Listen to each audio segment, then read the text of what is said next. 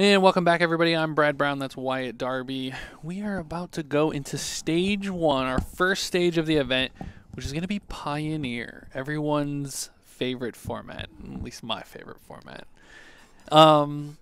This is a format that has recently been shooken up with some bans, and it's really interesting to see what players brought to the tournament today. Why don't you run us through kind of your take on the archetypes in this format and where the format stands today?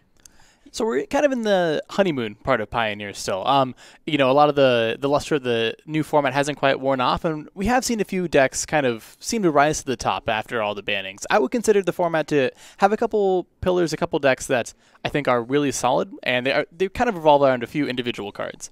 The first one are the Llanowar Elvish Mystic package.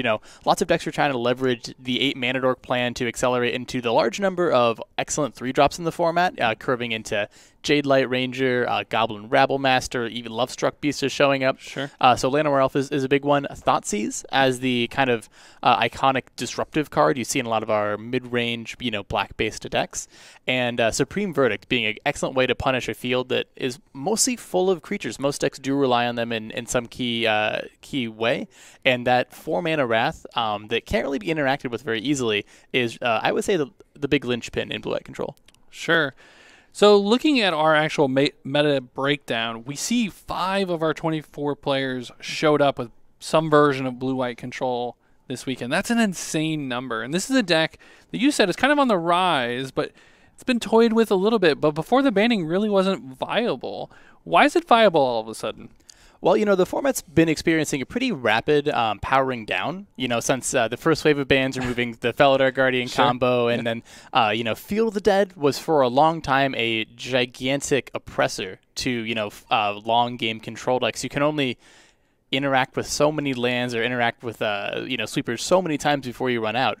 And with Oko being gone, the premier hard to counter Planeswalker, being played on turn 2 very frequently before your counter magic goes live was a big problem. So now that blue-white control actually kind of has a lot of the most powerful cards in the format, the Teferi's Dig Through Time is utilized very well here, and that Sphinx, not Sphinx's Verdict, but Supreme Verdict that we've talked about previously. Sure. Now, one of the weaknesses to this blue-white control deck I still see is, if you can get under it, it's still a little weak. They're really relying on those verdicts to catch them up. Their 2-mana removal spells are still pretty miserable. It's got Blessed Alliance, Seal Away, Azorius Charm. Now, they do have some options, just none of those are really great options, right? Yeah, we don't quite have, just clean Doomblade type style cards, but I do think that they're serviceable enough. And, I like to highlight Azorius Charm, and that one actually has a pretty wide range of efficacy. If you're even just a little bit ahead, breaking your opponent's next draw step while answering your creature tends to be a death knell for a lot of opponents. And, the beauty of the card is it really is never dead. Always having that cycling out is a key part of, letting blue-white hit their land drops and not getting run over. Right, and if you want to see that deck played, I think in the Versus Live on SCG, they actually played with some blue-white, and you really got to see how there's a lot of thought into putting a creature back on top of someone's deck. Like, is this the right tempo play? And even when it is, like, you can gain a lot of tempo if they're drawing a card that you know about, right? Forcing them to redraw that card can really hurt their next draws. Maybe they're looking for lands so they can play some powerful planeswalkers or powerful creatures, and you can really prevent them from doing that. Now, we only have 2 elf decks in the format. What do you make of that? Honestly, that's a huge surprise. I guess in some way, the elf decks were very frequently associated with Oko. So they did lose a lot relative there, but there were a few different versions that I still would have expected to see more of. The mono green Devotion leaning into a fast Nissa, Who Shakes the World, and Nykthos. Those cards are both still legal, both still very good. Right. And you also have the Gruul aggro decks, the quick Goblin Rabble Master, Embercleave. Right. Beatdown decks were actually just completely absent from this tournament. So I'm not sure exactly why that is. They're still one of the more powerful things to be doing, but it looks like players kind of wanted to be a little bit more reactive this week. Right. And then lastly, we have these Thoughtseize decks. You kind of talked about being the pillar. 3 Thoughtseize decks, 2 of which are heavy Thoughtseizes in the sideboard. We really only see 1 deck with main board Thoughtseizes. That's an interesting one to me, too. I love my Thoughtseizes. Why is that? I think it's because figuring out the best Thoughtseize deck is still a bit of a work in progress. Sure. For the longest time, it was the mono black aggro deck featuring the recently departed Smuggler's Copter. Right. And now people are trying to figure out exactly what speed they want to go with their Thoughtseizes. You know, there is still the potential to be a black beatdown deck in Pioneer, I do believe. But, you know, there's also the question of, hey, maybe I slow it down. Maybe we go into mono black Devotion. Maybe we, you know, use the really powerful Sorin Imperious Bloodlord, Impervious Bloodlord, in a more vampire-heavy strategy. And it's just that is a card that is so easy to slot into so many decks that it's just, I think, a question of optimizing, whereas we've kind of seen a lot of different blue-white decks get worked on in the last couple of weeks. Sure. Now, we do have some kind of outliers in the format, so I'll mention those now. We've got a couple of Sultai Dredge players. This is a deck that's been picking up in popularity recently, utilizing your typical Narcomoeba Prize Amalgam Haunted Dead strategies. Also, I've seen some Decimators in this deck. Have you seen that at all?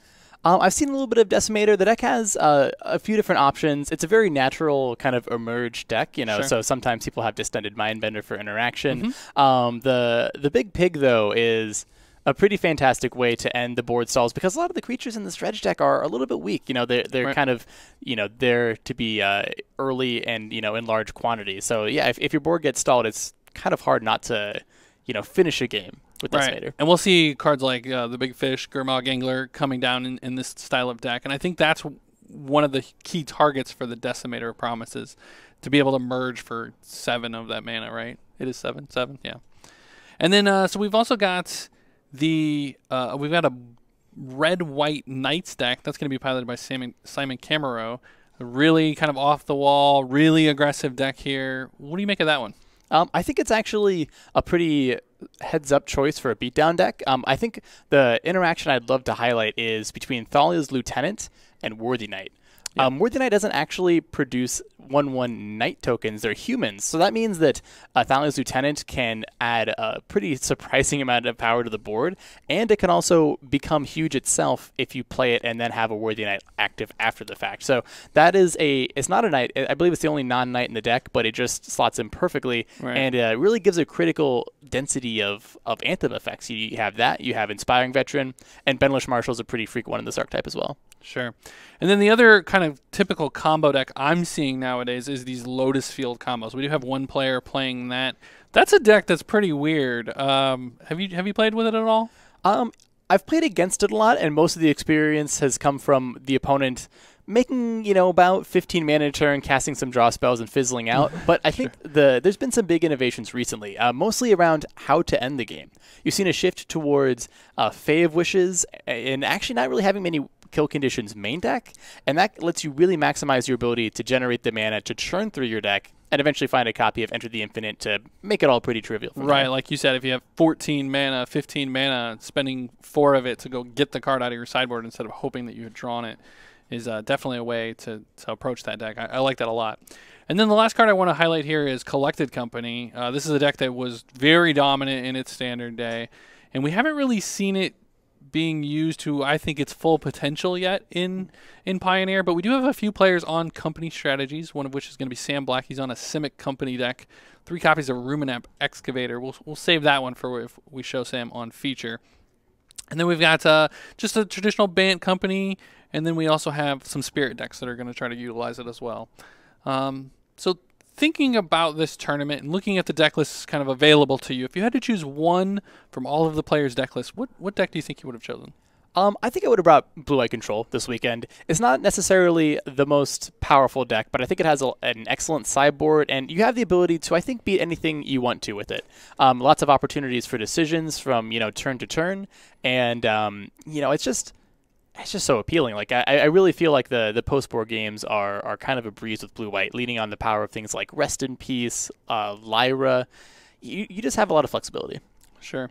Thinking about myself, I think I would have went with some type of dredge strategy. I don't really have a Sultai Dredge list that one of the players in particular I like more than the other, but I do think the flexibility of that deck is still yet to be explored as well. Things like Collector Brutality, I haven't seen very many copies in that deck, but certainly escalating, removing like a Supreme Verdict or something like that from a blue-white player could be pretty huge.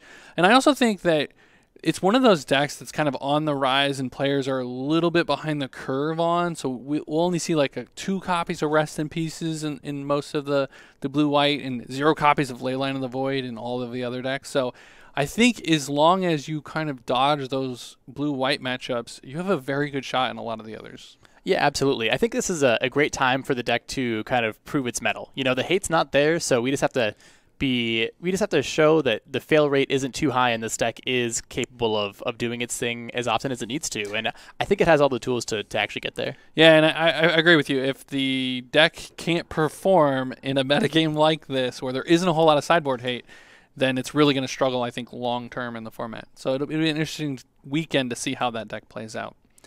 So for Brad and Wyatt, that's going to end this Pioneer discussion, and we will see you soon for round 1 of our tournament.